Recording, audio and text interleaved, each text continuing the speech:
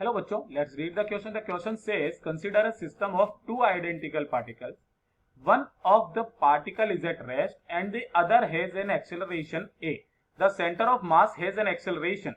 यहाँ पर हमें चार ऑप्शंस दिए गए हैं, तो चलिए इसको सॉल्व कर लेते हैं बेटा। बिल्कुल सिंपल सा जवाब सवाल दिया गया है। यहाँ पर केवल आपको कॉन्सेप्ट याद होने चाहिए, फॉर्मूला बेस्ड क्वेश्चन है बेटा।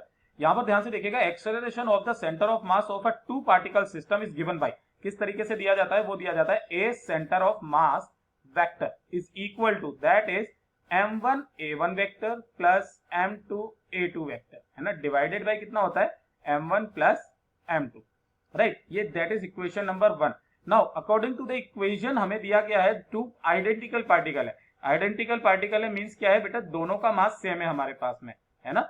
m1 is equal to m2 है ना, इसको हमने क्या मान लिया, m मान लिया है। तो जो a1 हो जाएगा, ध्यान से देखिएगा बेटा, अगर मैं a1 निकालूंगा तो a1 इज इक्वल टू कितना हो जाएगा 0, एंड a2 जो है ये तो हमें दिया गया है ना, ये कितना है हमारे पास में a है, ठीक है।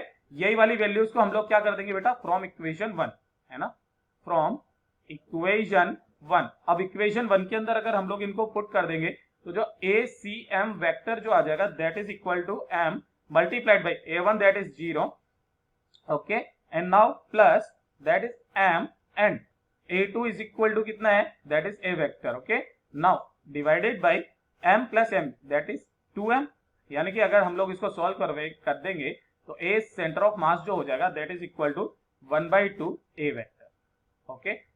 this will be our correct answer, और करेक्ट आंसर जो होगा ये b हो जाएगा। तो चलिए इसको हाईलाइट कर देते हैं यहाँ पर, that is the correct answer is our b is the correct answer, okay बच्चों। I hope you understood it well, all the best।